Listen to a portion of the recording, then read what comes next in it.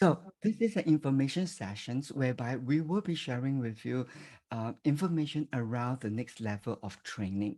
Okay, for you to be able to make more informed decision, especially around the expectations, how the program is put together, so that you can kind of understand that what you can expect to take away by the end of the learning, and also at the same time for you to be able to size up, the amount of work that is required to make it through. Okay, so before I get started, I want to just, get the elephant out of the room. So what's the first elephant that I want to get out of the room is this. The first level training is designed for a very different, with the first level training is designed with a very specific learning outcome. Now, this learning outcome is tailored to the market need and yeah, basically to cater to the market need. What do I mean by market needs? Now, I've been in this industry for more than 2 decades, and I also understand how the International Coaching Federations understands how the market has evolved. We all know that coaches or participants that come to a coaching certification training, they came with different learning goal. Vast majority of them are maybe individual who is working in an organization, or they might be thinking about maybe in the far future or in the near future, or maybe there is a possibility for me to take something that I like and make it into something that I can do on my own. So by and large, we could have such a big pool of people, but mostly are individual who are still working for an organization who wanted to formalize their way of doing coaching, because part of their work involved coaching their staff and they want to do it properly. So, and as they are looking for a training program that will equip them, they certainly want to look for something that is endorsed. And by the way, I can get some good value from this training. So, as such, ICF created a first level certification training program that is relatively short in duration, and that's the one that you have enrolled in the core level training, where the training duration lasted only for 3 months. And because this program is designed purely to cater to this market range of people, we had to be realistic about how much we can communicate or how much we can transfer in such a short period of time. Agreed? So if you look at the core training, even though it is 3 months in duration, 3 months in duration, 60 hours in total, but the actual learning is only 48 hours, right? 12 learning lab, in which you get theoretical understanding, and 12 case study learning to make the theoretical understanding, transfer the understanding into some form of right applications, not perfect execution, right application. That means you are able to think about what you need to do, but it doesn't necessarily mean that you have perfected the execution, but you know what's the right thing to do. Because this is so much we can do within 48 hours. And how many of you agreed that it is quite a challenging task to acquire the first level understanding? Right. It is challenge because we are not just teaching you knowledge. We're helping you to gain two things. Number one, shift a way of thinking. And that what makes CMA framework a little bit distinctive is because it address in helping coaches to develop a strong vertical learning. Why is strong vertical learning? Is basically to adjust the way you're thinking. Because prior to the training, most of us are pretty good in coaching people to get to point B, which is very useful to address tactical situations. But you understand that coaching is beyond just helping people to have a solution towards to address a situation. You want to advance human potential. And to be able to truly deliver that from a science perspective, something needs to be adjusted. And that is how you think as a coach. Why is that important?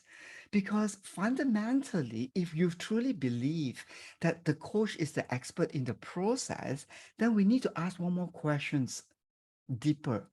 What will enable me to create a powerful process? Certainly, the knowledge of what the process entails is important. Of course, certain applications is important. Some tools that you can use is important, but fundamentally, what creates the process is how you think about the process. So the process is to enable clients to learn and reflect. And so henceforth, we had to first help our coaches to be able to adjust their own thinking system to embrace a learning coaching mindset. And who agree with me, that is not easy. Not easy. Students fight back, bite us. Ah! When we say, don't do this, they kind of like get annoyed, right? But it's so difficult to train or to reshape a way of thinking. And we are only given 12 sessions in the learning lab to advocate, inspire, reinforce, and to educate. It's a daunting task, right?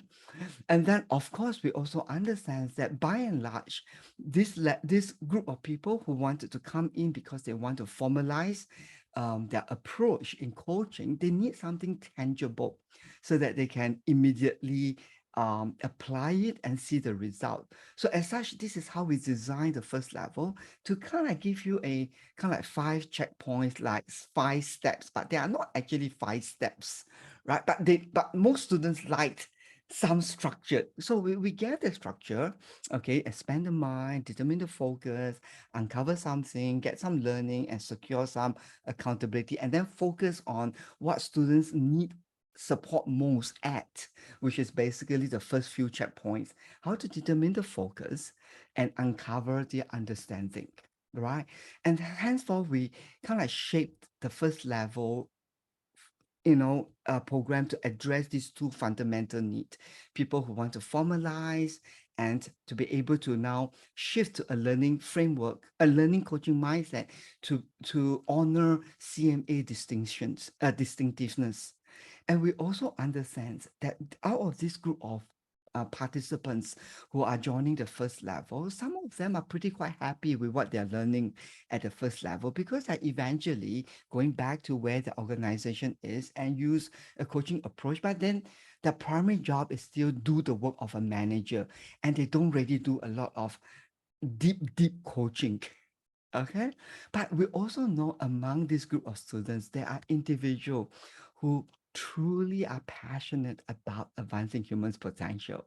And that's where we will say to them, look, the first level learning that you have is just the beginning of showing you something more that you can deepen. It's not intended to complete the learning. So henceforth, it is important to look at your developmental growth as a potential or as aspiring professional coach in a more objective way so that you can now develop more effectively. So I'm not saying that this is a right way or the wrong way, but to adopt a more healthy way of looking at how things are being developed. Number one, if I want to develop my skill set, I need to recognize how the system works. Number one, we need to know that we must always practice, exercise, or learn one level above. Agreed? So we practice everything at one level above so that we know where to stretch. If not, otherwise, we are only reinforcing what is existingly understood. And the question is this: practice is good if you are able to think correctly and do it correctly. So that's my favorite motto. If you will stick close enough with me, do the right thing in the right way, right? The rest of it, surrender, because there are things that certainly need time and I cannot control that.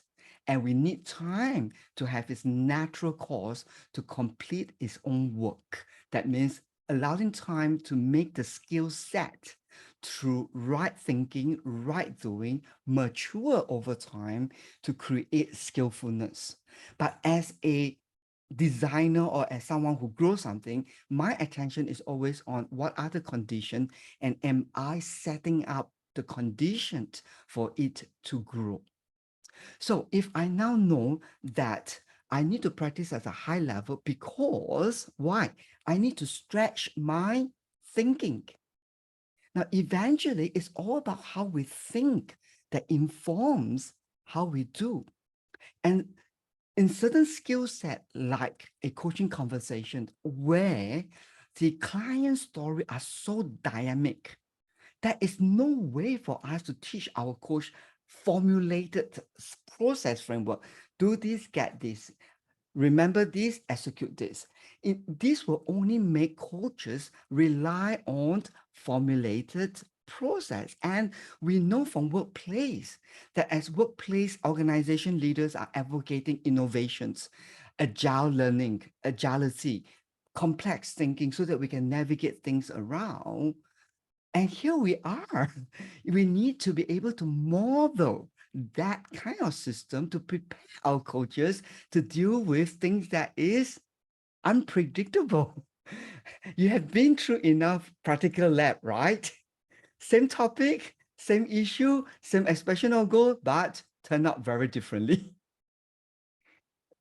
Agreed? So it all depends on how our clients is processing and what is it that they're offering to us as they are expressing their inner thought. That is something that is very dynamic. So as such, coaches needs to be okay with no structure, right? But very strong understanding on what the nature of think is. So far, so good. So as such, when we want to practice we want to see an improvement in our skill set, ability to demonstrate a skill powerfully, we have to train ourselves at a higher level. And what does it mean? It means number one, if your desire is to work deeply with your client, okay, that you see that there is more in your coaching conversation that you can uncover. And second, you like CMA framework, that you believe that the science works. You believe there is some truth in the science. It's just a matter of how much you understood it. If these are the two things that is true to you, then you need to understand by practicing what you have at the core level only brings you backward and not forward. What do I mean by that? Well, because I've been in this line for almost past 10 years, and I can typically share with you how some typical students are thinking. Oh, I don't understand the framework enough. I'm not enough of my thinking. My thinking is I'm still very resolving. I need more practice. So, okay, assuming that is true, you go about practicing with this level of understanding. And the way that you have as you practice basically on your own. You get into a conversation, you coach based on whatever you are able to understood, you evaluate yourself, if you do evaluate yourself. And the question is, because your understanding is not fully complete, you have incomplete understanding of the entire framework, you are evaluating, validating whatever you're demonstrating based on an incomplete understanding. And you're very committed to that. And you keep on practicing after practicing and practicing and practicing. What happens is that you need to understand practicing doesn't necessarily result in acceleration in skill set. It merely reinforces what you have understood to make it more automatic and smooth. And that's where you subject yourself to a lot of possibility. What if you are practicing to reinforce an incomplete understanding? And as a result of that, that becomes even much more stronger. That means your incomplete understanding now becomes the predominant knowledge or understanding that is informing the way you are executing. See the possible see the possible one of this possibility. So going back to the rule of thumb as how things operate naturally, like in any sports arena, and athletics when training themselves to be able to hit a certain output, they practice it at a certain higher standard. And when the coach is able to see that this person is mastering the right technique to do it, then they reinforce that through practice. And that's how they can have a greater impact from the investment that they put in. That means the time, the effort that they put in. So far, so good. Great. The second thing that it is important for me to share is that the transformational coaching program is actually 130 hours, comprises of actually the first level and the second level. So in other words, that these are not two separate programs. It is actually one program divided into two different stages. The first stage is to be able to support coaches to acquire a thinking system that is more towards a learning framework so that we can use this way of thinking, of drawing out, making reflections through correct bulleting, and take it to the next stage of the learning where we can strengthen the way you're making observation by giving you more reference point to observe. But in order for us to take you to the deep end first, we want to make sure that there is a certain fundamental system that that is created. That means the mind starts to understand, I need to make observation and make some nice bulleting. But how to perfect the bulleting, I do not know. But I just know that I need to make bulleting based on some observation. But what are you observing? Something that I learned is just element and some stuff. But are you able to quite like convincingly say that I can observe well? No, because you're only starting to understand that this is how I need to make observations. And we are taking this level that has been achieved and move that to the next level, whereby we show you now that you're ready to make observation, your mind is open to make observation. Here are the additional stuff that you need to observe. This is only available when the students is able to get through the first level. So far, so good. And henceforth, we say that the second level is to accelerate whatever that you have learned, partly because the second level has a longer training environment. And this is something that you need to bear in mind. Why? Now, there is so much you can learn in 3 months. Now that we have the second level, it means your entire learning duration is 9 months. And 9 months is long enough to make something permanent. And most graduate diploma programs last from 6 months to 9 months. So far, so good. And through this longer training period, it helps to recondition and reshape and allow the time to solidify. And that's the second point that I would like to emphasize is the learning environment is critical. How many of you enjoy your campus days when you're in universities? I enjoy it a lot. It is a time not just getting knowledge, but young leaders. Wow, here I come. I'm going to conquer the world. It is the ethos that I am in, the environment that I am in that creates a way of outlook. And that is critical for you to give yourself the permissions for a formation to happen. I know we got good heart to want to be a coach, but apart from good heart being a coach, we want you to be to have the personhood of a professional coach. That means showing up as a professional coach. What sort of attitude I need to have? How should I be looking at my clients with what they say? All this cannot be learned in a classroom. It has been caught through the interactions during the learning time as you get more close to the faculty members. How many of you love your faculty members at core training? Yay! Nobody. Oh. Come on, don't be stingy, especially friends from New Zealand. You got the best faculty among all our faculty team, you know. Yeah, they are so caring, loving, and compassionate. Okay. It Imagine we extend that 3 months to 6 months. Wow. That is how we've used the interactions as part of the formation process to allow our coach to walk out of the training, not just having a bunch of good knowledge and skills, but a good attitude. Cool. So that's what I want to get out of the room first, because I do know that students are very concerned about their learning at first level and they always feel incomplete. And that's a good sign. Only people who are thirsty and hungry will know that they're hungry. Got it? So when you feel that you're incomplete, but yet you want to learn, means yes, you are hungry. So what do you do when you're hungry? You go to hunt for the food. Okay, so that should be the healthiest sign. Now, is there a consideration for you to take a gap? Well, I will only say this. The ideal is to continue the learning so that you allow time, you allow a greater understanding plus time to support your mind to be able to grab the concepts.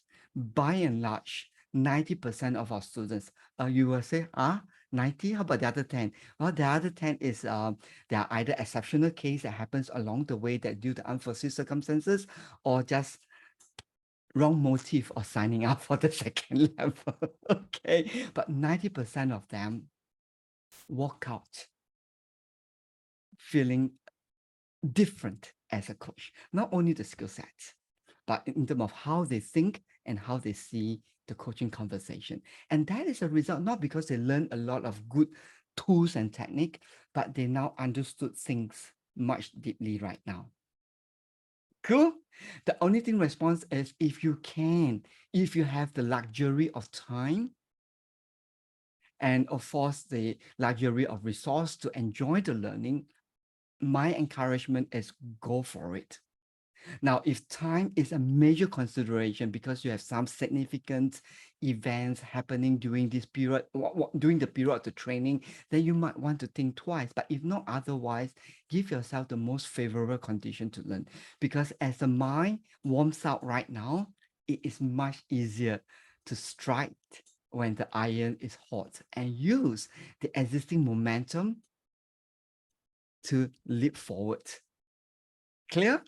Great. So now that we have done everything aside, now maybe Nok, do you want to add on a couple of stuff from Nok is also our students. Okay, I mean students as in she begin as a core level students when the core numbers is only 2 digit and it's the first three numbers is 30 something. Okay, and then she slowly over the years, progress towards completing the third level. Now, Nok, would you like to share something before we move on to talk about how the program is being structured?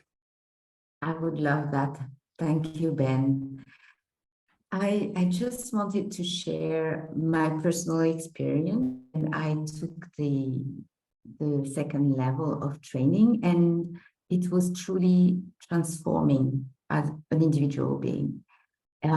Because at this level, it's like, you're integrating all the science, and I was thinking about this a little bit earlier, and I was thinking it's almost like at the end of the training, you are auto-regulating. Yeah. It's like an auto-regulating system when you just know, without thinking, without effort, you know what you feel, what you need to do to support your client for them to progress and learn about themselves. And it's truly rewarding because you are experiencing the client's transformation deeply with yourself, and you are you you achieve a very high level of connection with the client. So yeah, that's what I wanted to share quickly about what I gained from uh, learning from at the advanced training. So I'm Thank really, you. really encouraging you uh, first as a human being for Yeah. your own personal development, and of course as a professional coach. Thank Thank you. you. So she's Nog. I think some of you are not familiar with her. She will be one of the teaching faculty working together with you. And so you will get to know some of, you will know that those faculty members who are involved in the second level are are specially selected, to be able to impart more than just knowledge, but a way of being so that we can inspire more than just having a skill set, but truly a professional coach. Yeah, great. So for the next half of the next 30 minutes, I would like to spend more time looking at how the program is being structured. Okay. And then also at the same time, what I will do is that I will share with you some specific details like how many sessions, how many hours, and most importantly, what is the intended learning outcome and why do we want to achieve that outcome so that you can get a good sense of how all this learning outcome comes together to help you to accelerate your competency. Okay, then at the end of the day, then I'll open up for any Q&A for you to clarify what might be important questions for you. Mm, good. So this is second level training. We call that advanced training for mastery coaching. And I'm not sure, did any one of you attended the ICF roadmap for ICF credential when we're doing the ICF credential? One important thing that you need to know, or the value of the second level training, is that you will walk away with the ACTP accredited certificate or the ICF second level accreditation, which allows you to apply your credential via the direct path, which means that you don't need to submit any performance evaluations. That means you're recording to ICF. And it only requires you to show proof that you have completed the training and the necessary coaching hours. So it's a very straightforward pathway to apply for your credential. And this a second level accreditation allows you to apply both credential, either ACC or a PCC. So it doesn't matter. The value is that you are able to learn something at a higher skill set. And even if you are still practicing coaching to gain the hours, you can be assured that you are practicing that at a much higher skill set and reinforcing that practice as you are gaining hours to work towards your credential. Okay, so this is one perspective that you might want to consider. Now, so let me go down to talk about how the program put how the program puts how we put the program together. Um, Altogether, there are 5 different phases of learning. That means 5 different form of learning activity. Each of them has a different learning outcome. The total duration for the second level spans over 6 months. Um, it doesn't mean that every day you have to study. Okay, it is something similar to your core level training. Okay, but the intensity is a little bit more spread out right now because there are breaks in between for you to just forget about learning for a time being. Okay, which is also important part of allowing learning to take place. Okay, so let me go through first what are the 5 different phases: learning lab, competency lab, practical lab, and the other two will be peer practice and mentor coaching. The good news is that those that is colored in blue, they are the schedule are flexible. For example, the practical lab. So it's something similar to the core level training. We have it spanning over 7 weeks, and there are different sessions every day, and you can pick and choose which are the sessions that is more convenient for you to attend. So that is what I meant by flexibility. The same for peer practice and mentoring. It is based on mutually agreed time. Okay. What need attention is that the learning lab and the competency lab, the dates are fixed. And these two, the learning lab and the competency lab, are critical for you to gain the conceptual understanding. And therefore, we will recommend that you attend the sessions live and gain the learning from the live sessions instead of listening to the recorded session. But in any case, the provision for you to listen to the recorded session is made available if you have to miss one or two of those sessions. Okay, good. So now let me slowly unpack how the individual component. Learning Lab is designed to deepen coaches' understanding of why they are doing what they are doing. Like in the core level training, we share with you the concept of reflective learning. We share with you what makes that important. Of course, the learning labs also comprises a skill-based a skill-based learning whereby you learn how to make practical observations. In the advanced training, in the learning lab, you will get a peep into why are we doing the way we why are we doing why are we doing what we are doing at the core level in terms of, for example, why do we ask coaches to reflect it back with this formulated structure? You, subject matter, and relationship. So that's where we will share with you the science behind it around perceptions, how the mind constructs reality, and how the mind learns. And when you have that understanding, then what is what you can get from it is that you become more intentional and deliberate in your execution. So the design is to deepen an understanding of the science to enable intentionality. And intentionality is an important condition to become skillful. So far, so good? Great. Also, at the same time, there will be a session, there will be a couple of sessions that supports your ability to do something better, and that is to equip coaches with more knowledge on how they can expand the mind for understanding. Back in the core level, what was the syntax that we share with you to expand the mind for understanding? And when you say this, what do you mean by that? Boring? But you cannot imagine yourself coaching your clients using this limited syntax, right? Right? But why we do that is first, it is designed to shift the coach thinking system from solutioning, resolving, or whatever that is, to more of a learning and drawing out. So the syntax is designed to shape a way of system thinking in you as a coach. Now that you're familiar that I need to expand the mind, I need to expand the mind for understanding, then here in the second level, we will give you two more techniques to enable the conversation to be much more richer. So one of the things that you will learn is all-time favorite. Those who attend live coaching demonstration will say, oh, the usage of metaphor is so powerful. Well, now let me just be very blunt to tell you, everyone can create a picture or give a metaphor. Agreed?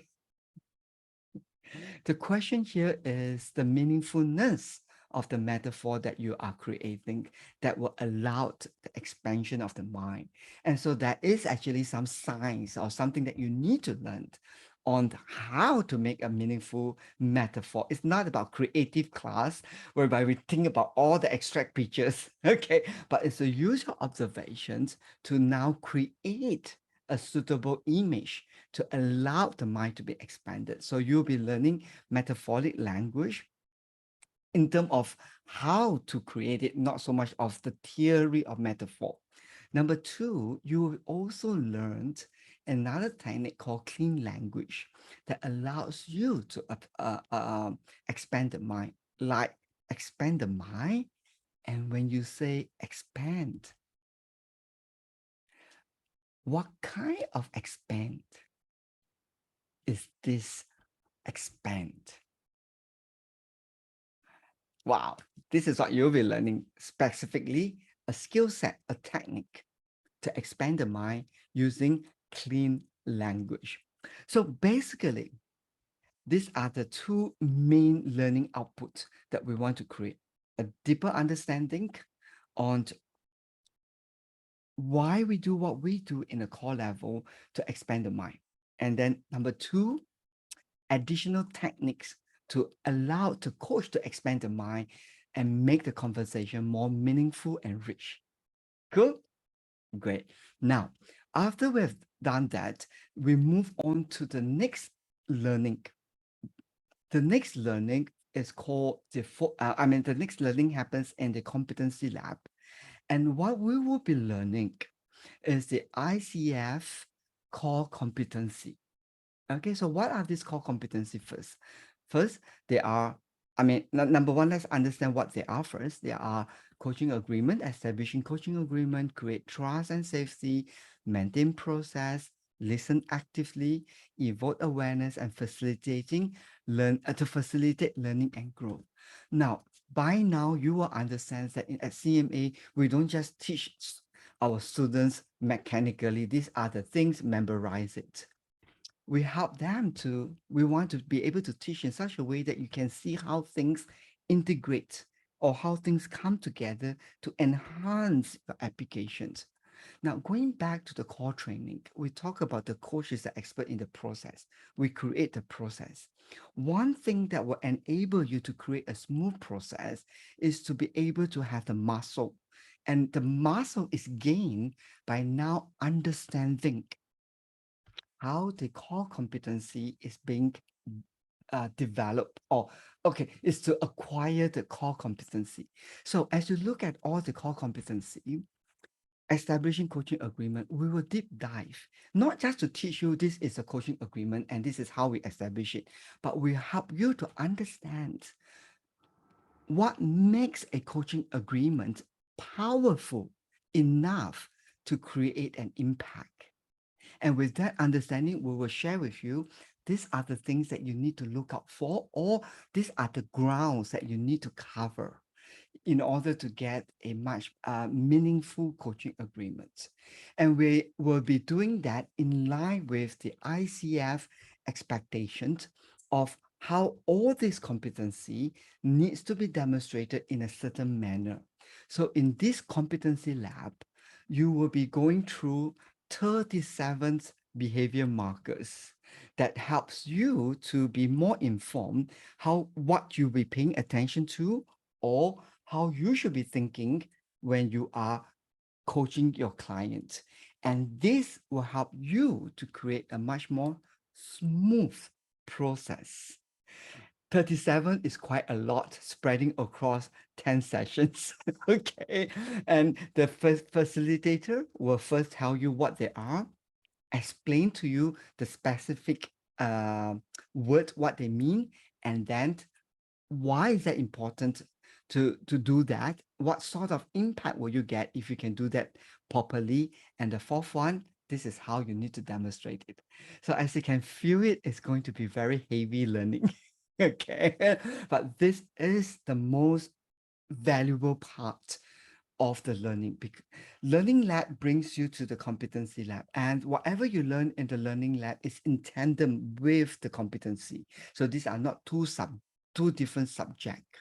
Okay, so coming back to the drawing board, the two lab, each lab itself has 10 sessions, and each sessions lasts about 2 hours, and it was spread across a total duration of, I think, 3 months. I'm going to share the schedule later on. So it's not everyday learning. It will be something similar to the core training whereby you do two lessons per week. And then after 3 weeks, there will be 1 week of break before we come back again for another 3 weeks of learning, whereby there are two sessions per week. So by spreading it across 3 months period, it becomes a little bit more manageable, even though the learning for each sessions is heavy. So far, so good? Great. So all the dates are fixed. But let's take a look at the schedule so it's easier for you to get a sense of the workload. I mean, get a sense of the s- um the amount of work that is required. Okay, so I'm going to share the schedule right now, and it's available for you to download. Or uh, I mean, if you want, you can just let Maya know, and she will send that to you. Okay, so as you can see here, is every week is 2 sessions. Okay, and the good part about the November intake is that you got to have a long break after 20th of December, where you go celebrate your Christmas and New Year and extended New Year because the class will only come back on the 9th of January. So we believe from this heat to this, whoa, you got a long, long break. Okay. And then for the competency lab, it starts from 9th of January onwards and it finished 1.5 months later, which is the mid-February. Okay. And again, it's 2 times per week. So the schedule is pretty much manageable. Now, another good thing that you want to consider is that because we are running two intake, one intake start at 3 p.m., another intake start at 8:30 p.m. Singapore time. But the start date for the two intakes are different. The 3 p.m. will start first on Monday and Tuesday, and then the 8:30 intake will start only on Thursday and Friday.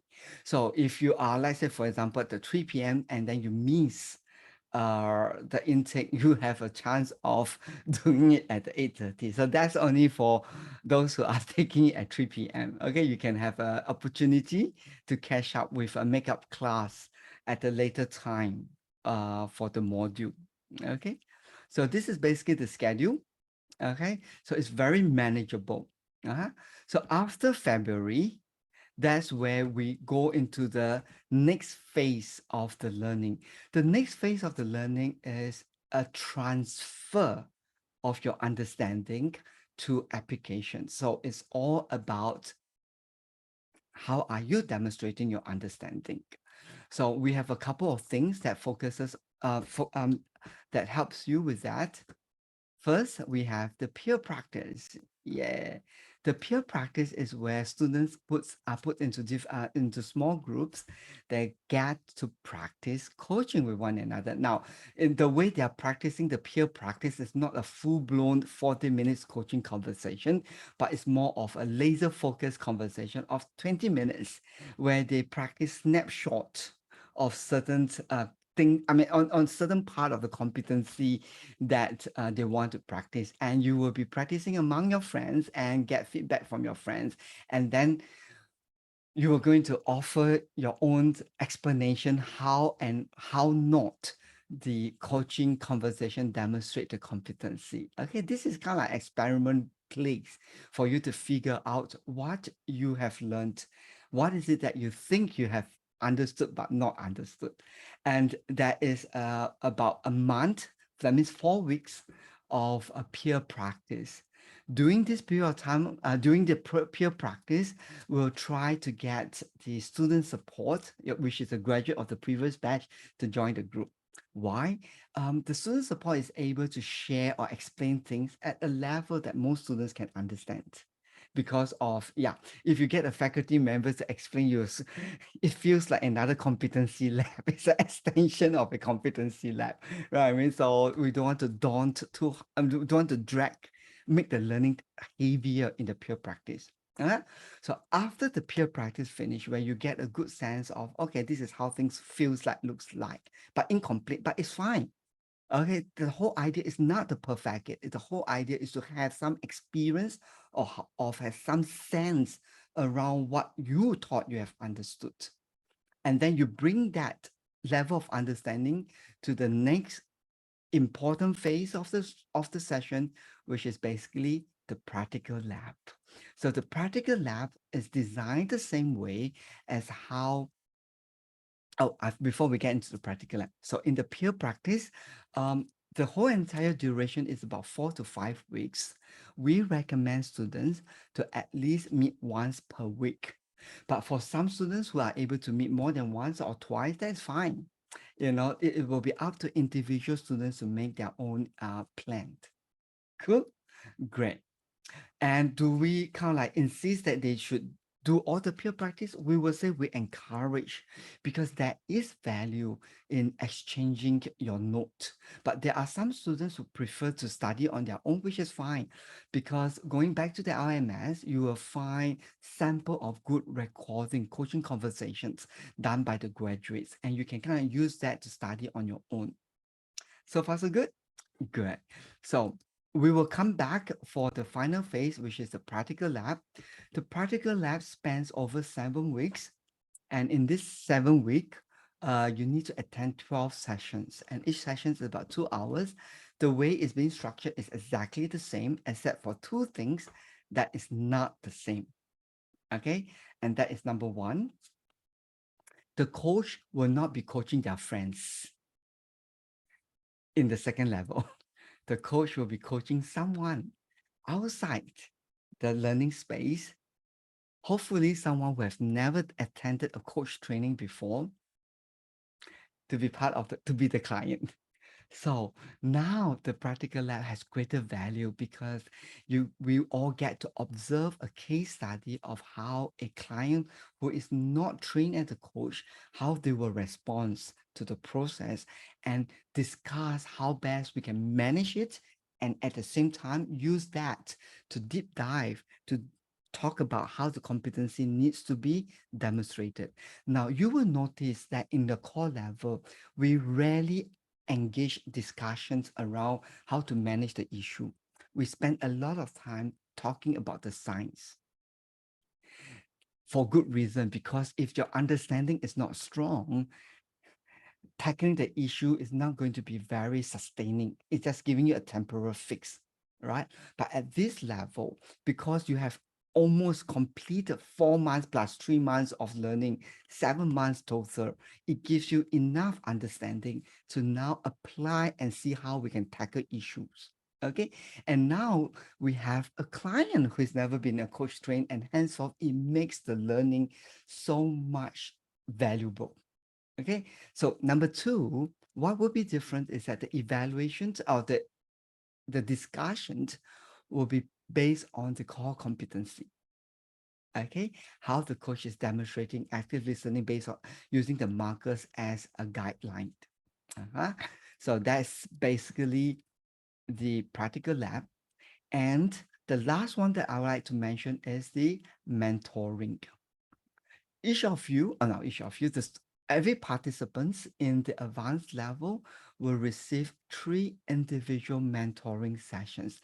This is a private one-to-one sessions where you meet up with your mentor coach with a recording, and the mentor coach will sit down and use that recording to help you to bridge your learning growth. I mean, to bridge your learning gap and offer you your opportunity for growth. And it's a customized learning session based on individual growth journey. Okay. And these 3 mentoring sessions will run parallelly during the practical lab. Now, we encourage students to complete minimum 2 mentoring sessions while they are in the practical lab. It's kind of like you learned from the case study, you get better understanding, then you do one recording, you make one coaching conversation, and you bring that to your mentor coach, receive one-to-one calibrations, and then continue the learning at the same time. So with this kind of systems, we are very confident that it will help you to exponentially increase your output. Good. Then, of course, we give extra 2 to 3 weeks after the practical lab finish if you need the time to do your third or the last mentoring sessions.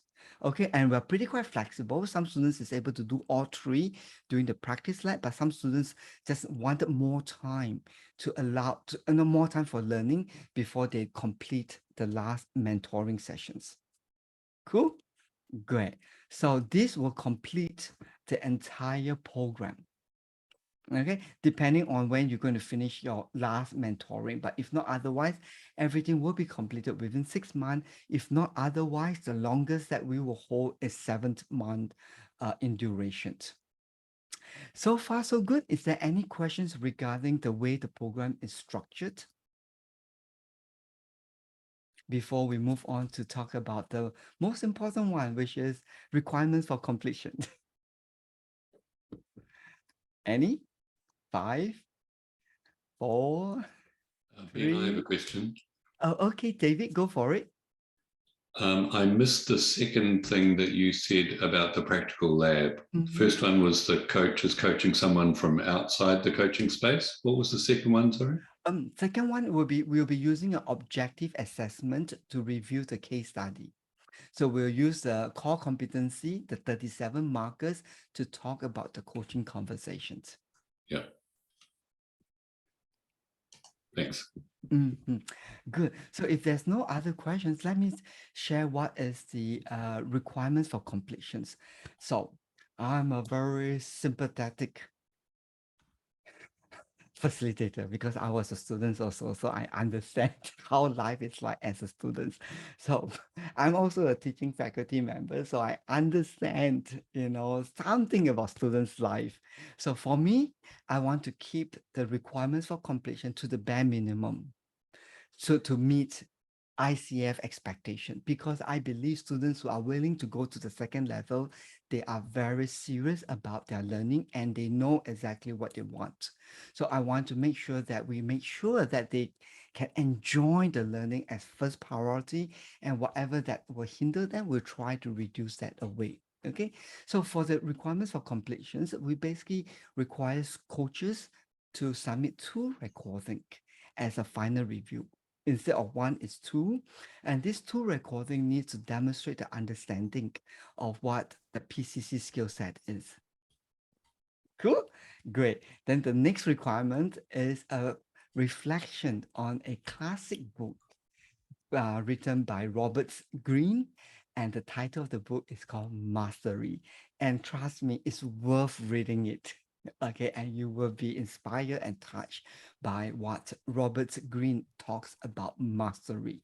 And what we want is simply a short reflection about what makes sense for you as you are embarking on this journey. That's it. Okay, cool. So that you can spend your energy, thinking about the learning, about the markers. You have time to do your extra revisions, listening to the recordings, and make your own reflection. Now, in the practical lab, you are not required to make posting of the case itself. We want to trust that the students is able to reflect it on your own. Cool. Great. So we're coming to the end of our hours. I want to find out, is there anything that you like to clarify on how the programs is structured? Hey, hi Valerie, go for it. Hi, Ben. I was just wondering, the two recordings are with the clients, are not among our peers, not among our classmates, somebody totally new. Is Um, that so? I will leave that to you to discuss with your mentor coach, whatever feels more suitable for you. Yes, because at this level, we really want to see what fix, what serve our students better in their learning.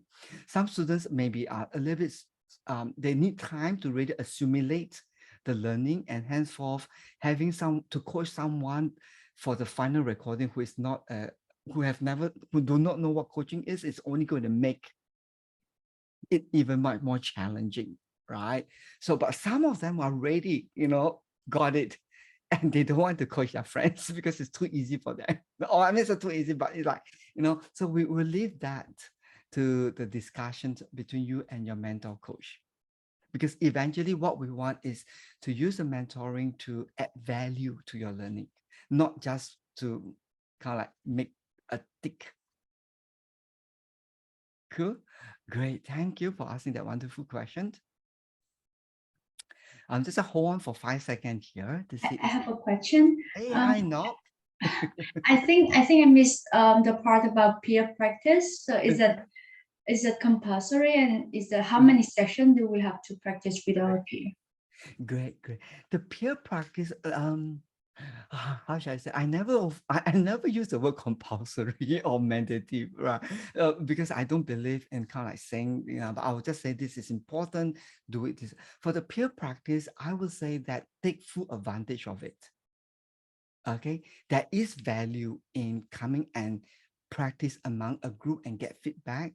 And I also understand that there are some individual where such learning is not suitable. I'm one of those.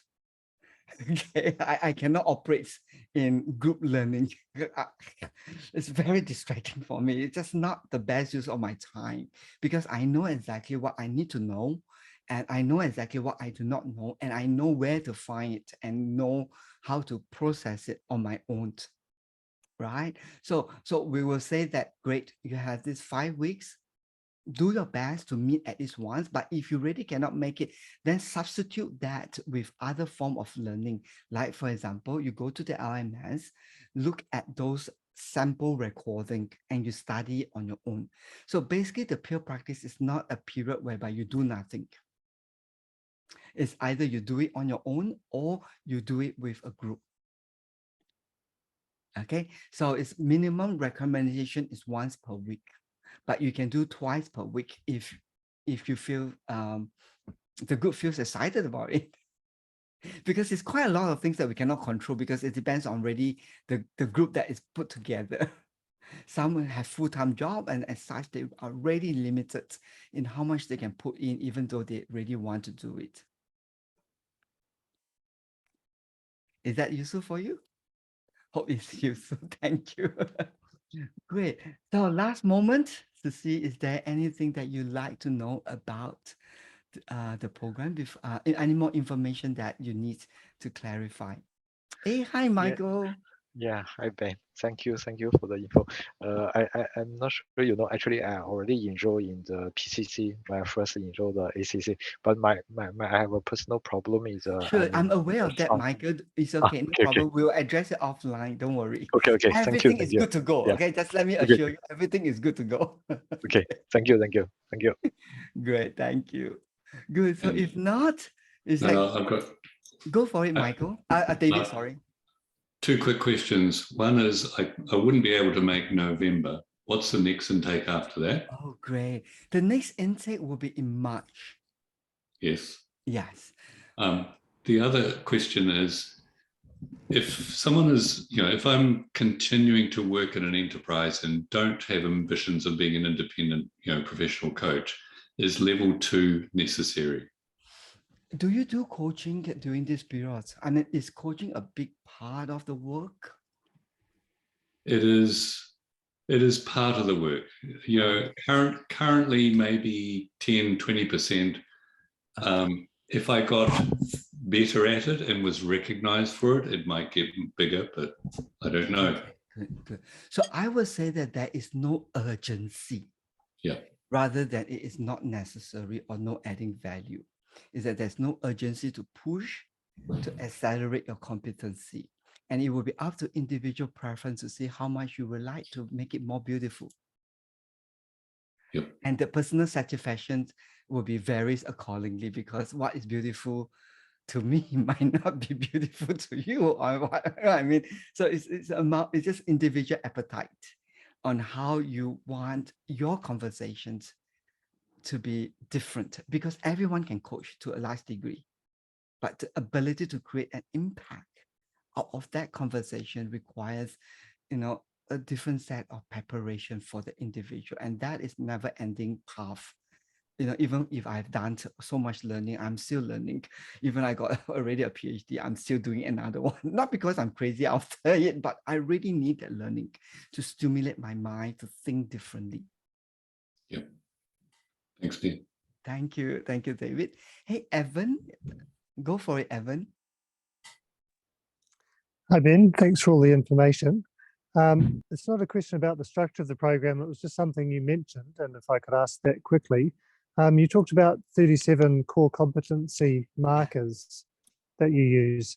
I was just wondering, are they ICF produced markers or is that a CMA sort of in-house, if you like, part of the training. It's ICF, the official markers from ICF. And the good news is that when you look at the markers, almost 1/3 of them is already covered in the core level.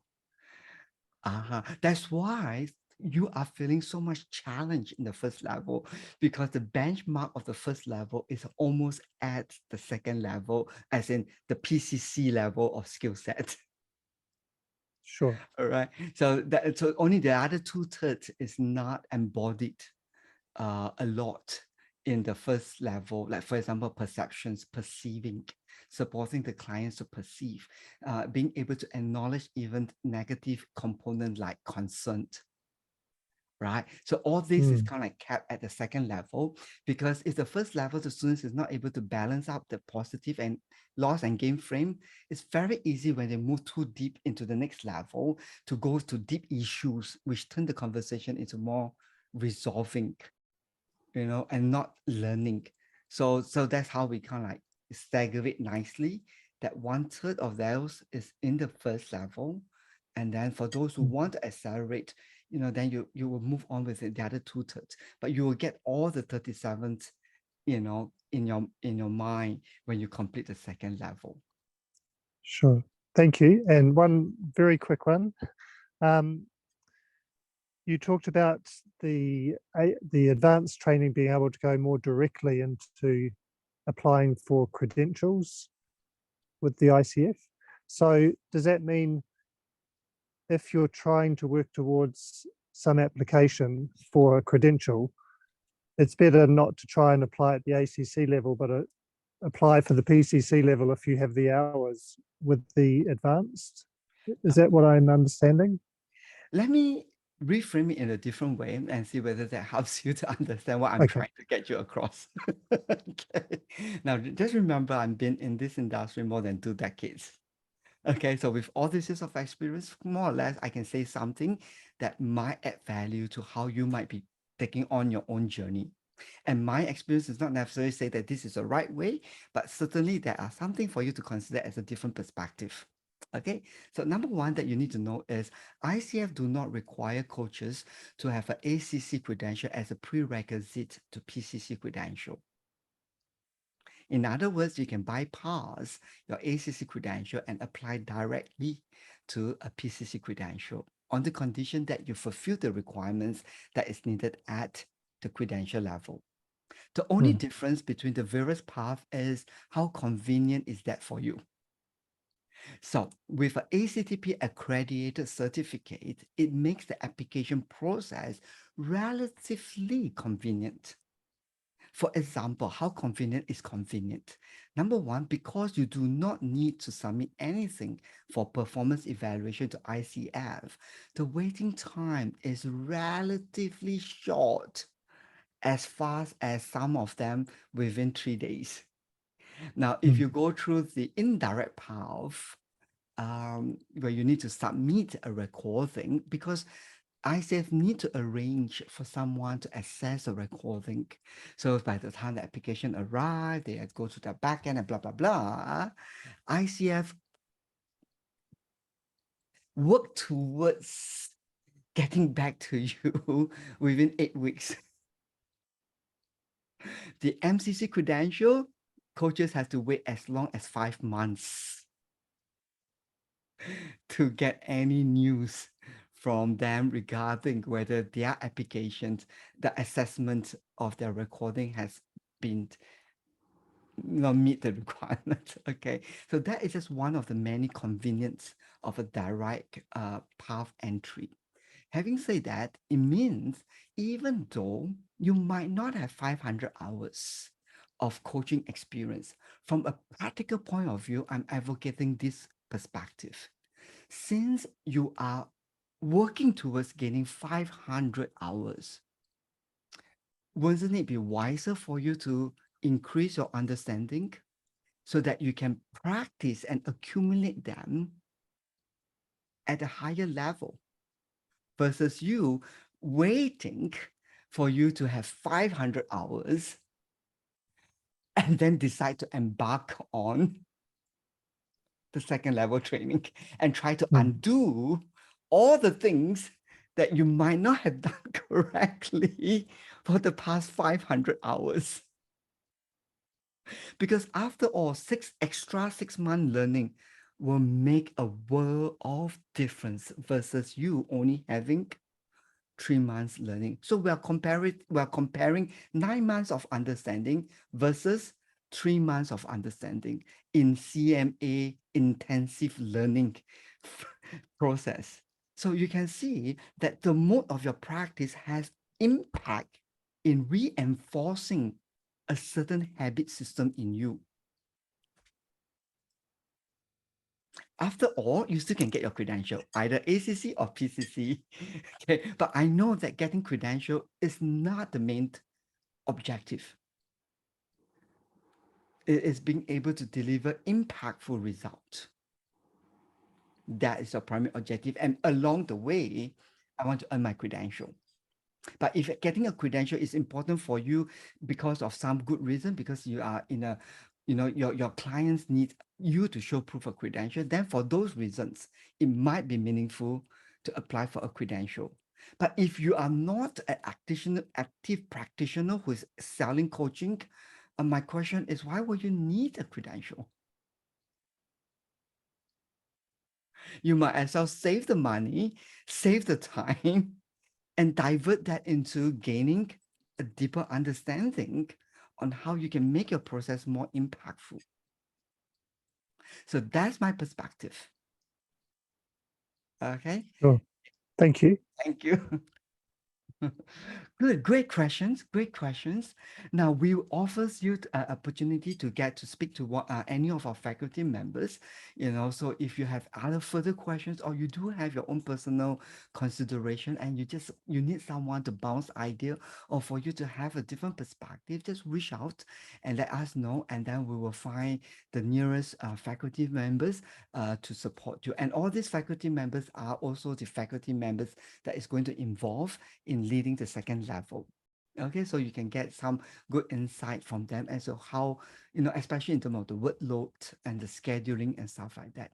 Now, my recommendation is this: you only need to focus on December, okay, and January to when is the practical lab finishing? Just let me have one more look. Okay, great. You only need to focus on December period, the learning lab, and from January to first week of February, that whole period. Okay, that 20 lessons. If you can attend these 20 lessons live as much as 80%, you are good to go. Because starting from there, peer practice, practical lab, all this has more flexibility. Okay, so if you have to miss 2-3 weeks of practical lab, that is fine. So when you are able to return back, you just have to intensify it. Instead of doing 2 times or 1 time per week, you will do 2 or 3 times per week to quickly catch up with your learning. But during this period of time, you still can engage in your own self-study of understanding how the markers is being demonstrated. In the new revised LMS, you will find it much more powerful. Okay, the old one is just, just forget about the old one, but the new one, you have more guided interactive learning, as in answer the questions. How is this like this? Then you will kind of like guide you through to streamline your understanding. Okay, so if you know, so that will help you to catch up with those makeup lessons or extra a booster to strengthen your knowledge. So bottom line, December, January, and February to the first week. If you can attend most of the lessons, you are good to go. Cool. Great. So are we good to go? Well done. Take care. Got the client meeting at 5 o'clock. So have a great day and don't forget live coaching demonstrations. Yeah. If you are not going for the second level, there's a lot of learning available. Okay. We will leave no one behind. Okay. You still can hop onto the learning sessions in the live coaching demo and watch out for next week, starting on the 19th of October. How many of you is in workplace coaching or coaching people in the workplace? Great. You will encounter what we call deep-seated issues, anxiety, resistance, stubbornness. So these are what we call shadows, right? Good. You do encounter shadows? We encounter shadows. It's not life coaching, then we work with shadows. Even in executive coaching with leaders, they have to encounter their own shadows. What is it that they're refusing to acknowledge? Stubborn, isn't it? The question is, how can we make that, turn it around evocatively and make that a learning opportunity? So look out for the learning webinar, applying transformational approach in shadow work. Okay, so the goal is for you to be able to appreciate the power of learning even in shadow work. Cool. And you'll walk away with a few simple practical tips. But again, these practical tips are not complete, but it's like the application we gave it to you, the handles, what make this important. And you will kind of like get some quick fix around the tension. But in order to, okay, anyway, just join us in those learning webinar. Okay. So have a great day. Take care. Bye. Thank you.